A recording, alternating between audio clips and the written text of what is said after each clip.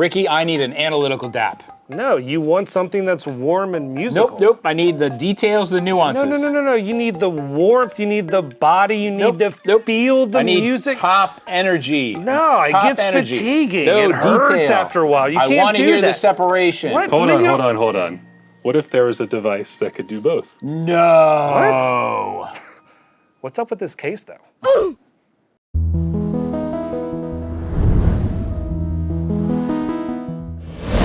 In all my years of being an audiophile, there is one thing that has stayed true and undeniable. Everyone hears differently. Absolutely. Some people prefer a more warm and musical presentation, and others might like to pick out every single little detail in the music. No two pairs of ears are the same. And when a product comes to our door here at Moon Audio that can bring both musical and analytical listeners together, well, that gets us excited. Astell&Kern recently released their latest DAP in the T series of music players, the SP3000T. What does the T stand for, you might ask? Please don't play that intro from the 2000T review, Ross. Okay. True! Timeless! Triple! Tube! You guessed it, tube! Only this time around, Astell&Kern has made some substantial upgrades, which I dare say bring the performance gap between the T series SP3000T and the flagship SP3000 even closer. It sure does. Now, if you want to see what comes in the box, be sure to check out our unboxing short linked in the description below. Worth noting is that each SP3000T comes with a yellow leather case included, but you can also upgrade to a black or a taupe case if you want.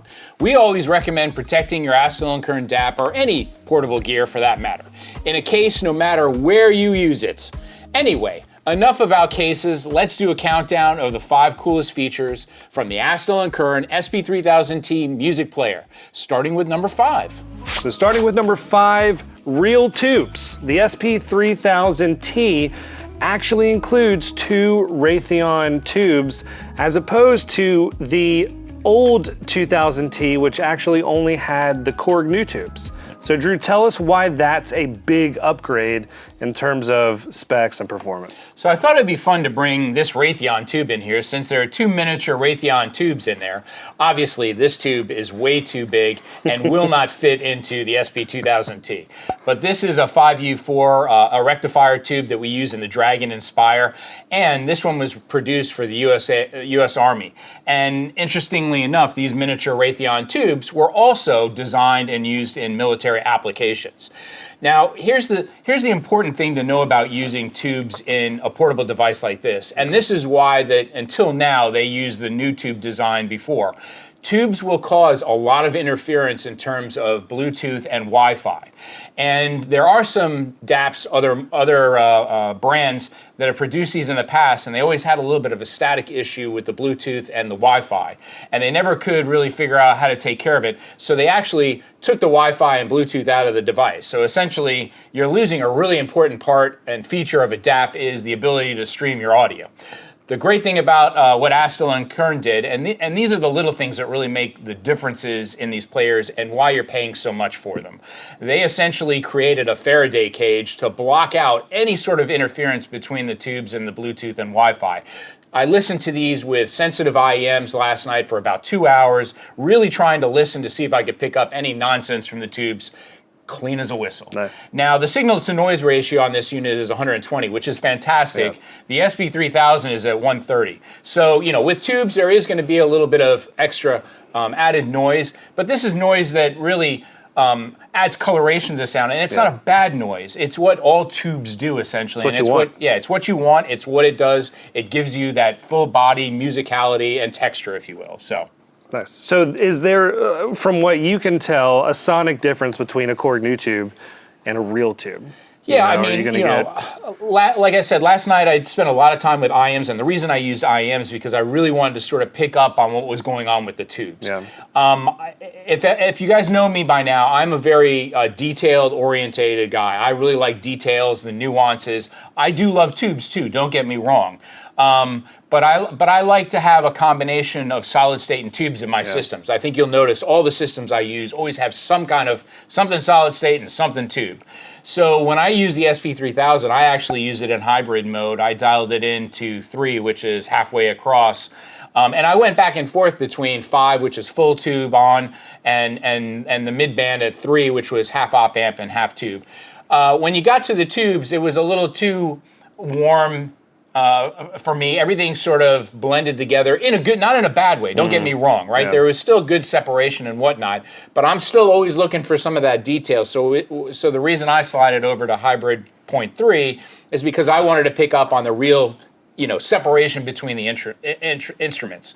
The IEMs that I were using were not bright and forward and were not dark. I'd say they were sort of in the middle. So I thought this was a great combination of how I wanted to listen to the player. So. Yeah, I think when I was doing my testing and the review, I used headphones. So I used the E3 and I used the Lyric.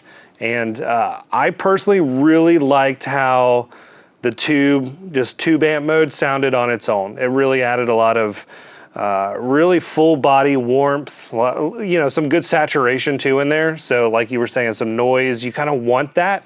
I think for those who really want that tube sound and are seeking that, the SP3000T definitely provides in that regard. And I think if, for the owners of like the original HD800 or maybe some of the Audio-Technica headphones, which are very bright and forward, a little bit cold sounding, I think full tube on is really going to give, it's all about balance. Each piece of the puzzle is going to add its own weight to the situation in terms of tonality and how it changes the ultimate signature at the end of the day. So, for sure. It really comes down to headphones, IMs, or whatever you're using to Whatever listen you to. like. But, the number one point here is flexibility. The SP3000T has a ton of flexibility in terms of how you can change the tonality. Yeah, for sure. So number 4, battery life. You might ask yourself, with the 3000T having an integrated tube circuit, is it just gonna drain battery? And the answer is not really. So the SP3000 is rated at about 10 hours of battery life, and the 3000T on the spec sheet also says 10 hours of battery life, but it's not that clear. So the thing is, with 10 hours, you're rating the 3000T at low gain mode. And the 3000T, if you look at the spec sheet, 10 hours is only on op amp mode.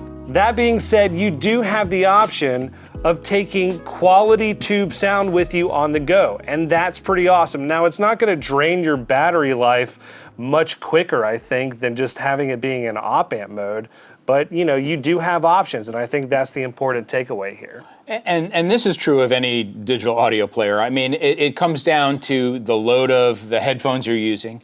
It comes down to the resolution of the audio, PCM versus DSD versus high resolution. Whether you've got the screen on, there's so many things that play into battery life. Honestly, I don't think much about battery life anymore. I mean, I've got a bunch of portable batteries that I take with me when I travel. I don't care. I mean, I really don't. I mean, at the end of the day, I'm not buying this for the battery, to be totally honest. I'm buying it for the sound.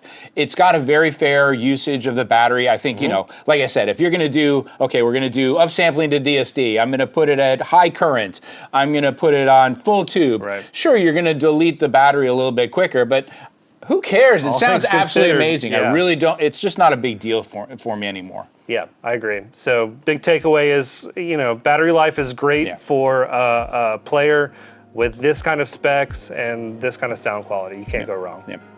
Number 3, tube current settings. Now, with it having a tube circuit, you might wonder, what are the settings for the current? You have mid, high, and low. What does that do for the sound that you're getting out of the player? Well, essentially, I've got it set right here to exactly how I use it. I use it in high. I used it in hybrid on 3, like I said. I found as you turn the current down, essentially, it's almost like saying, well, we're doing a hybrid mode on the tube. In other words, by juicing down or juicing up the tube circuit, you're losing some of the separation of instruments and so forth. So I found the perfect blend. Like I said, hybrid on 3, high current, I got a wonderful amount of detail and resolution, but great musicality and warmth. If I put it in full tube mode and I put it down on low current, everything's sort of, I don't want, I'm going to use exaggerations here. I'm going to say everything's sort of blended together more. And that might be a good thing. Again, let's say you've got a pair of Audio-Technica headphones that are really bright and cold and analytical. That's going to really balance out things with that headphone. But on neutral headphones, I found this to sort of be the perfect balance of what you get. I mean, essentially, think about it in your gas car, right? The more gas you give it, the more vroom you get out of the engine. That's the same thing what's going on in the tube. The tube is essentially a full circuit within a tube. This takes the place of so much that's going on in a solid state circuit design, and it's in one encapsulated section here. And if you reduce the amount of power you get, it's just like reducing the amount of gas you're giving an engine. It's just not going to giddy up and go. Once I put it into high current mode, I got so much detail and resolution and warmth from the tubes. It was a perfect spot for me. So you're hearing like differences in like resolution Without and a doubt. separation. Without a doubt. Can current also? Can you talk about like kind of like overdriving a tube? Are you getting like that saturation? Well, these out of it that some people might want? I mean, these tubes, this isn't like a push-pull tube design where, you've got to have extreme tolerances between the tubes and you're driving them really hot to get a lot of power. These are really being used at, we're dealing with low wattage here for headphones and IEMs, and we're not pushing these very hard. Right. Well, a thought on tube life. These tubes are going to last forever because we're really not driving them very hard. Even in the high current mode, we're pushing very little through these tubes. They're going to last forever. You'll notice that the chassis gets a little warm from the tubes inside, but it doesn't get very hot. I mean, it does not get hot, right? Yeah. So, I mean, they're being used in a mild way, if you will. It's really, think of it almost as like a buffer stage, I mean, it is a full amplifier stage, but I think about it, there have been some neat devices over the years where you add this tube buffer stage in with a solid state product just to add some warmth into it, and the tubes never run hot. They last forever, so, it's just, it's not a big deal that they're, even though it says current high, we're not going to burn out the tubes anytime soon. I think this thing will outlive me or you in terms of use. But if you're listening to it 24 hours a day, 365 days a year, don't quote me on it. But anyway. So that being said, adjusting the tube current, is that going to affect the battery life as well? I mean, if you put it in high current, you're using more current draw from the batteries. You're going to suck down the battery a little bit quicker. Again, I don't care. I mean, it's something to note. It's just something to note. Yeah. Okay. Number 2, hybrid DAC processing. Now, the SP3000 and the SP3000T do something very special that no other DAP on the market does, and that is that they process the digital signal separately from the analog signal. The SP3000T has 4 DACs total. It uses 2 of the AK4191 chips to process the digital signal and make the signal a lot quieter. And then it uses the flagship AK4499 chips in dual mode to process the analog signal completely separately. So, that being said, Drew, what does that do for the sound overall that you're getting by processing the signals this way? Well, we're doing a lot of reduction of jitter. Yep. We're lowering the noise floor. We're doing filters, as you're seeing on here. That's all controlled in the first stage of the DAC chips. Then the primary job of the secondary chip, which normally 1 chip or 2 chips would do all of this in one box. This one is purely taking that digital signal in and doing the conversion immediately. It's doing nothing else, right? This is just like breaking a receiver into a tuner, a preamp, an amplifier. Every time you can break out a process, let one thing do a task by itself, it can do that one task so much better. An iPhone does a whole lot of things great, right? It's got so many features, bells and whistles, but it doesn't do any one thing remarkable, right? Yeah. This is essentially, a phone minus the phone and all the nonsense. It's just a music player. It's based on an OS system, and each one of these specific parts of the circuit is doing a great job at what it's been told to do at the end of the day. And you'll see here the filtering processing. I've got it on the middle setting here. I can't read it from here, but essentially this is the one that they describe as acoustic. Yeah. And that sort of plays into how I picked all the other settings on this device. I gravitate towards Americana, jazz, blues, stuff that has a lot more stringed instruments and whatnot. And so after playing with these filters all night long, this is the one I settled on. I didn't even know that was considered what they called acoustic. I went back in the manual and they have a description for each one, and it made sense. I mean, I'm choosing all of the things that my brain likes the best. Another important thing to note, but I think we'll talk about this more when we get to the amplifier sections, they're isolating so many different things and giving it such independent paths in so many different directions to do one specific task so much better. And I think that's why the Astell&Kern players are just getting better and better. It's truly remarkable, the performance. Yeah, and along with the performance, you're going to get some major sonic benefits from that. Quieter noise floors, like you said. I'm hearing a lot more instrument separation, texturing, bottom end weight to stuff. I mean, just the AK chips in and of themselves are great DAC chips. Yeah. It's the way Astell&Kern implements them in their signal chain. That's, I think, where the players really shine. Sure. So before we get to reason number 1, let's do some quick comparisons to similar products we also offer at Moon Audio. So the natural comparison is going to be the SP3000. Now the SP3000 is still the flagship model for Astell&Kern. It has better specs, better sound, it's a little more expensive, but you get what you pay for. The big difference spec-wise is that this has the hexa DAC circuitry. So like we talked about with the independent digital and analog signal processing, the 3000 actually has 4 4499 AK flagship DACs in there doing the analog conversion. So essentially that's just gonna mean that you're gonna have better sound. And obviously the major difference being that the 3000 does not have tubes like the 3000T, so you're not going to have that sonic variation option in there if that's what you're looking for. Drew, do you want to talk about some other DAPs? Yeah, I mean, the other DAPs that we're selling right now, we've run out of now the SP3000T, and it's similar to the Cayenne products that we sell, the N8, the N7, but all of those are using the Korg new tubes, and those aren't true tube designs like this. iBasso for a while had some additional amplifier cards that you could plug into their units that did the Korg as well. I think we're going to see a lot more tubes implemented into products, not just DAPs, but I think you're going to see some dongles coming out. I've got some insider information on some companies that are going to be doing some dongle DACs that have tubes in them. There's a lot of fun things that can be done with these miniature Raytheon tubes, and there are other brands as well, not just the Raytheon. So I think you're going to see a lot more of this because it's fun, right?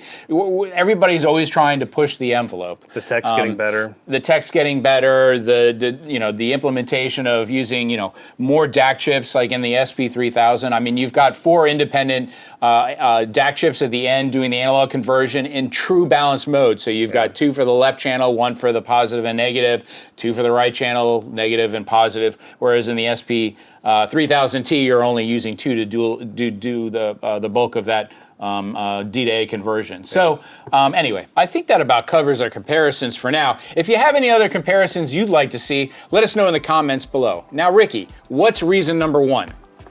Drum roll. The triple amp system. Now, I think this is the bread and butter of the 3000T. This is the big draw. This is the bee's knees.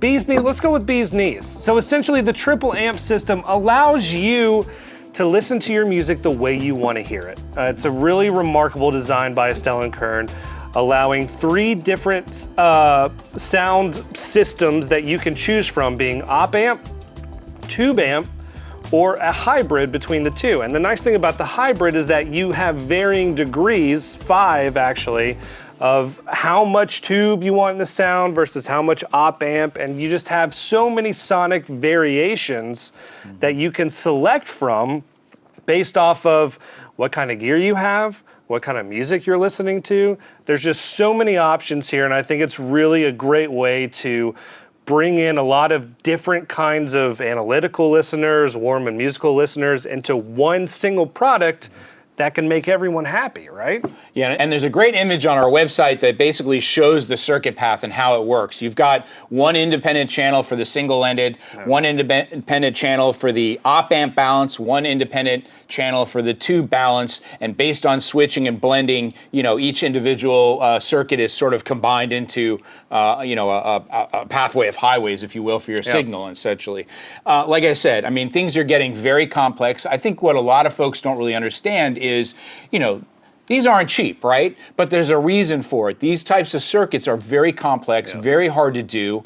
It's not a simple design of just, a solid state design or a tube design. When you're blending all this stuff together and the multiple DACs, I mean, the amount of engineering that it takes for this, that's what you're paying for at the end of the day. I mean, you can get cheaper players. They're just not going to sound as good. They're not going to have this attention to detail. You're paying for incredible engineering is what at the end of the day. Yeah. So again, sound signatures, you have the best of both worlds here. You have the option to have a warm and musical with the tube amp, and then you have an option for more analytical or detail, or I know you love detail, with the op amp. So again, you have a remarkable amount of options to listen to your music the way you want to hear it.